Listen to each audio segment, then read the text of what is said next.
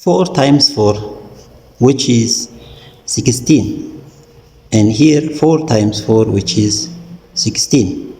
Then 16 divided by 16, which equals to 1.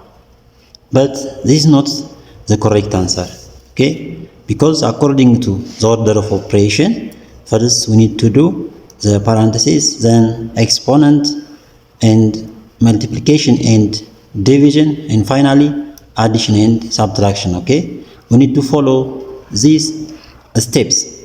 Therefore, here multiplication, division, and another multiplication here, okay? As I have told you that multiplication and division has equal priority from left to right. Therefore, we multiply these numbers. Then first multiply 4 times 4, which is 16. Then divided by 4 times 4. Therefore, 16 divided by 4, here is 4, okay? 4. Then times 4 here. Then 4 times 4, which equals to 16. This is our final answer. Therefore, 4 times 4 divided by 4 times 4, which equals to 16. Okay, this is our final answer.